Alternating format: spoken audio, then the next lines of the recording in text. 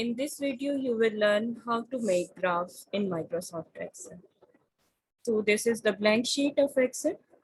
First of all, we have to enter our data. So let us say if we have serial number in first column. So we start like this, write serial number here, 1, 2. As we have serial number in continuous sequence, so we can drag the option till our required number. Let us say we have 10 numbers, so we drag it till 10. And if our data set of this study is related with marks in quiz, so we write the variable name here as the title option.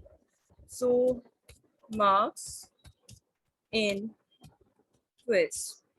Now we will enter the marks in this column, like if the first student have 6 marks, we enter 6 here. Then if the other one have 7, 8, 5, 6, 9, 7, 6, 5, 7. So if we have these marks of students in quiz and the total marks of quiz were 10, and now we want to make graph of this column. So we have to select the column, and here we have to go in the option insert. In insert tab, we have different graphs here.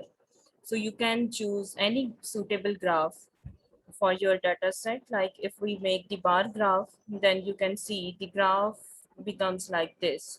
Here you can see the 10 students and their marks in quiz. Like first one have 6, second have 7, and so on. The 10th student have 7 marks. Now if you want to change the type of graph, you can move back. Again, go in insert tab. Here you have the graphs. If you want to make pie chart, you can make the pie like this. You can edit and format this graph, which we will discuss in our next video in detail, the interpretation of graphs and how we can change the shapes and portions and edit the graph. But this is only related with a simple way how we can simply construct the graph in Excel sheet. So if you want to make the line graph, go back in the insert tab, and here is the line graph option. By this, you can make the line graph. So here you can see in form of line, you have the marks in quiz. Here is the heading, and here you can see the students and marks in quiz.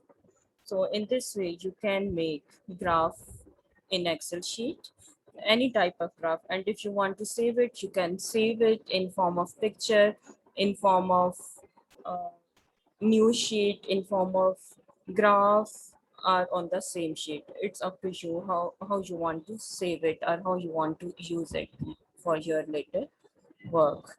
So this is all about how we construct simply the graph in Excel sheet.